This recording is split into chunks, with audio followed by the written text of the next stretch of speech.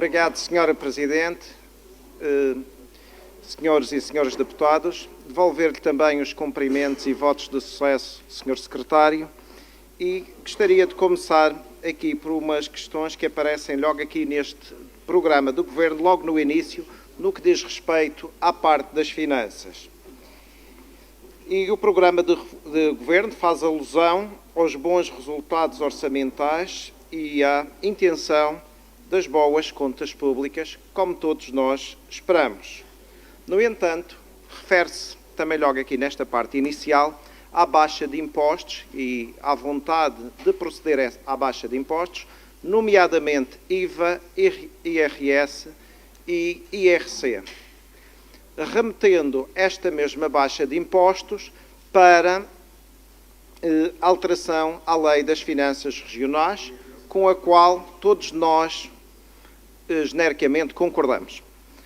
Gostaria de relembrar que, neste momento, a região, no âmbito da sua autonomia e no diferencial fiscal que pode aplicar de 30%, ainda tem margem para ir mais além, nomeadamente no que diz respeito ao IRS, a partir do 6º escalão, que ainda temos margem, ainda não o escutamos, e na questão do IVA também, que na taxa normal e intermédia também ainda podemos ir um bocadinho mais além. A questão relativamente a estes impostos é, Sr. Secretário, se já tem alguma calendarização e valores, para quando e que valores. Ainda no que diz respeito à dívida pública, vejo também aqui a intenção de reduzir paulatinamente a dívida global da região. No entanto, fala-se também nesta redução relativamente ao PIB, ou seja, dívida pública versus PIB.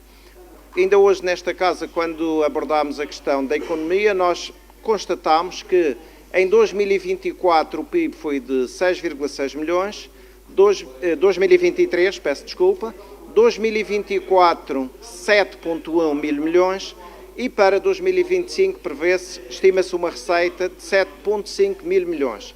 Ora bem, com estes valores, a percentagem do valor da dívida relativamente ao PIB será obviamente inferior, sem com que a mesma baixe. Ainda em 2024, o serviço da dívida rondou os 400 milhões de euros e para 2025 estava previsto 601 milhões de euros. Ou seja, nestes 2 anos, serviço da dívida de 2024 e 2025, 1.000 milhões de euros. Ora bem, efetivamente, quando chegarmos ao final de 2025, qual será, se é que já tem estes números ou já iniciou, qual é a intenção do valor de redução da dívida global da região? Obrigado. Muito obrigada, Sr. Deputado Luís Martins, JPP. Obrigado, Sra. Presidente. Senhoras e senhores deputados, Sr. Secretário,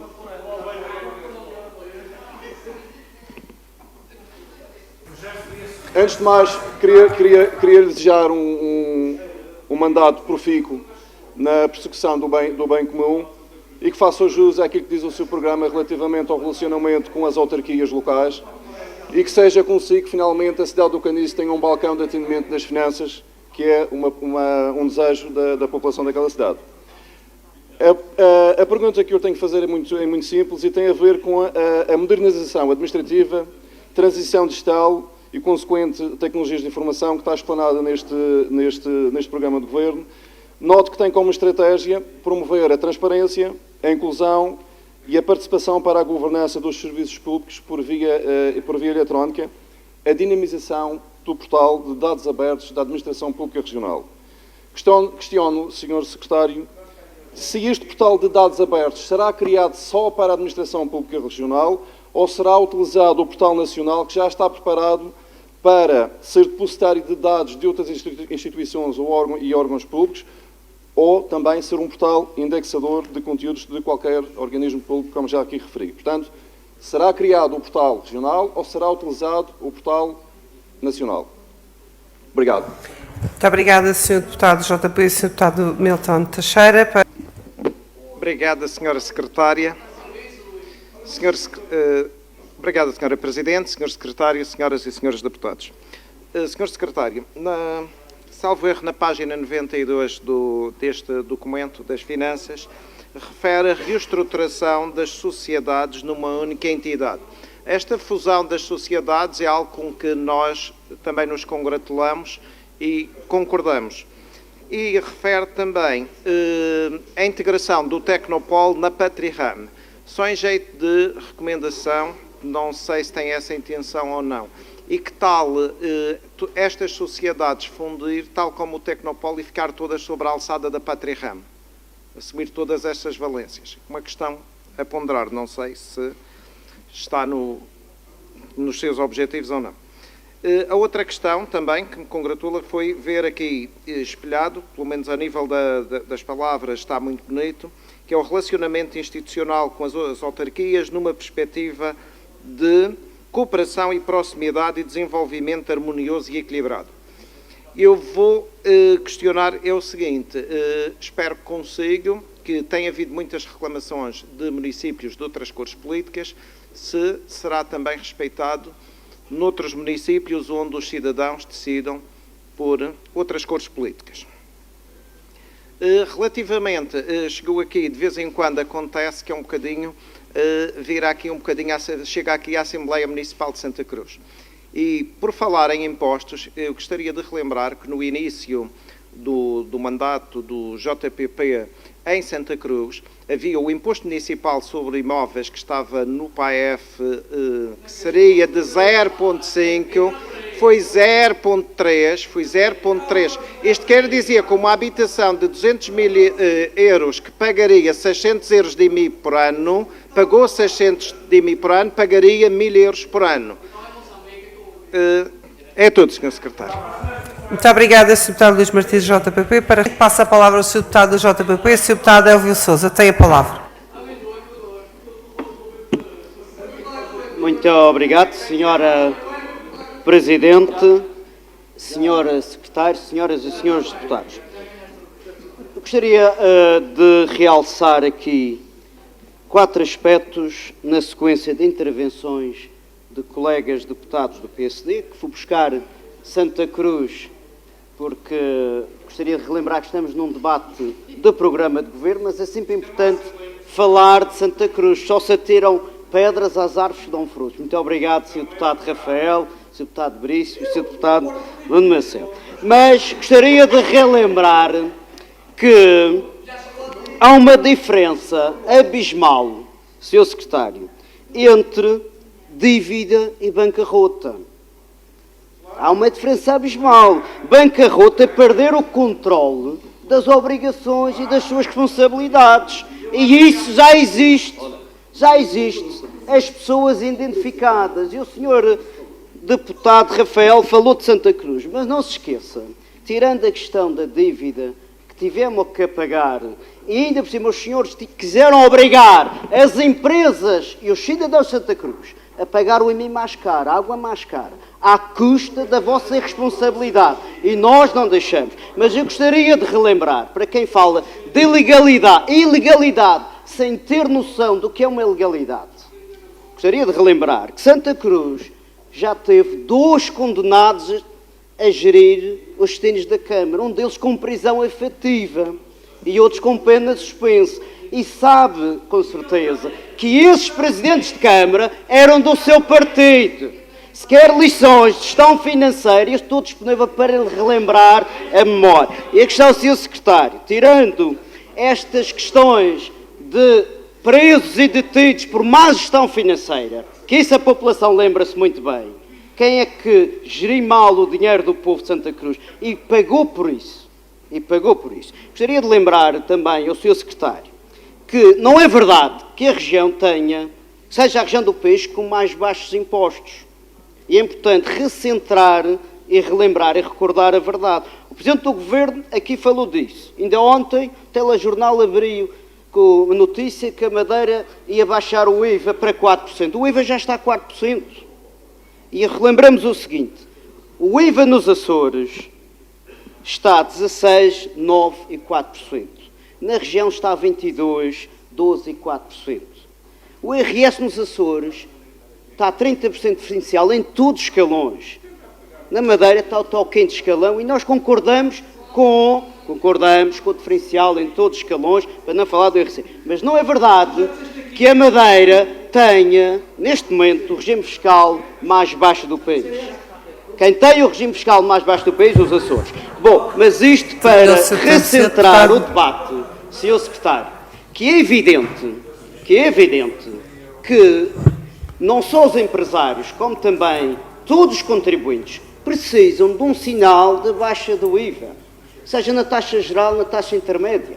E o que nós estamos aqui a pedir, a relembrar, é para quando essa descida. E não traga a desculpa esfarrapada da Lei das Finanças Regionais, que isso não pega. Muito obrigada, Sr. Deputado. É produto do PSD, do CDS.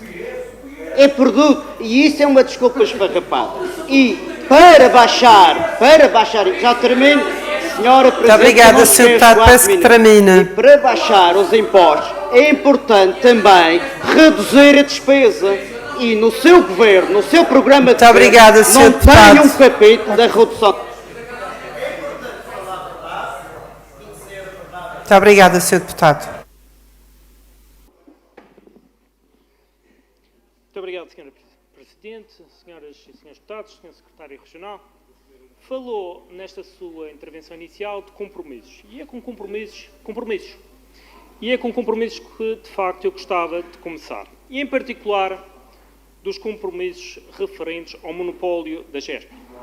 Porque, uma vez mais, este programa não traz qualquer luz de esperança aos bananicultores. E eu recordo que, após denúncia oficial, e eu repito, denúncia oficial, porque ao contrário do que diz Miguel Albuquerque, esta bancada do JPP não se esconde atrás de denúncias anónimas, fomos pessoalmente e denunciamos oficialmente à Autoridade da Concorrência esta situação da GESBA. Após esta denúncia, que levou inclusive a que a Autoridade da Concorrência desse um valente puxão de orelhas ao Governo Regional, houve a discussão e aprovação nesta Casa de um diploma que revertia esta situação de monopólio e que exigia ao Governo Regional que alterasse as portarias, garantindo a livre concorrência no setor. E, Sr. Secretário, esta Assembleia aprovou esta resolução contando com o seu voto. Vossa Excelência, enquanto deputado desta Casa, viabilizou esta resolução. Mas o Governo, que na altura Vossa Excelência apoiava, não respeitou a decisão desta Casa. Não respeitou a decisão dos parlamentares, desrespeitou o Parlamento e continuou a proteger o monopólio da GESB. Mas foi mais longe. Pressionou os bananicultores a assinar um compromisso de exclusividade com a GESB sob ameaça de deixarem de receber antecipadamente a ajuda comunitária que lhes é devida, que é dos agricultores, não é da GESB. Pressionaram os agricultores para manter este fato feito à medida que tem vindo a enriquecer a GESB e a prejudicar os agricultores que querem e têm o direito de poder decidir onde, por quanto e a quem querem vender o seu produto. Mas o Governo continua teimosamente a não lhes permitir esta liberdade. O Governo continua sem alterar esta portaria e este programa não faz qualquer referência a esta situação. E eu pergunto-lhe muito diretamente, até quando é que uma empresa pública, financiada com fundos públicos, pagos pelos contribuintes madeirenses, continua a usar os fundos europeus como arma de arremesso e de chantagem para manter uma posição dominante e impedir a concorrência de mercado? Mas, falando em compromissos, pergunto também sobre o apoio ao pedido único, também conhecido pelo parcelar, porque todos nós ouvimos do antigo Governo Regional, em período eleitoral, que nenhum agricultor receberia menos do que recebeu em 2024. Pelo contrário, dizia a então Secretária Regional, o Governo prometeu que iria reforçar estas ajudas. Mas são os agricultores a desmentir as declarações desta governante, desta antiga governante. São os agricultores que desmentem o Governo Regional. Não somos nós. São os agricultores que dizem que não receberam nem mais um tostão, que dizem que foram enganados pelo Governo Regional, quando viram os seus apoios passarem de 700 para 180 nas explorações superiores a 5 mil metros quadrados, seu tempo, de senhor 400 para deputado. 100 euros nas explorações inferiores a 5 mil metros quadrados. Portanto, isto é um rumbo no bolso do agricultor. Isto é um rumo descarado, Sr. Secretário. E termino já, Sra. Presidente, perguntando e deixando duas questões muito diretas. Onde é que foram parar estes fundos que eram dos agricultores e de que forma é que o Governo Regional irá devolver este dinheiro que tanta falta faz à economia familiar destas famílias agrícolas? Muito obrigada, Sr.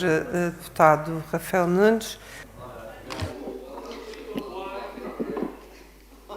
Muito obrigado, Sr. Presidente, Srs. Deputados, Sr. Secretário. Em relação à portaria, Vossas Excelências têm a recomendação desta Casa, mais uma vez, que contou com o seu voto, portanto, o seu trabalho. Tem 16 páginas de recomendações da Autoridade da Concorrência a indicar onde, como e de que forma é que devem fazer a alteração. Mas não o fazem e acusam os agricultores de não ter contribuído para o fim do monopólio. É este o resumo da sua intervenção em relação à portaria. Lamentável. Mas falou também do aumento do rendimento da banana. Deixe-me que lhe diga que já apresentei aqui à sua colega, ela não fez caso disso, mas existem faturas de 2006 que diz que na categoria extra Vossas Excelências estão a pagar mais 4 euros do que pagavam em 2006. 4 euros. 4 cêntimos. Peço desculpa. 4 cêntimos por quilho. Se fosse 4 euros era uma grego. 4 cêntimos por quilho.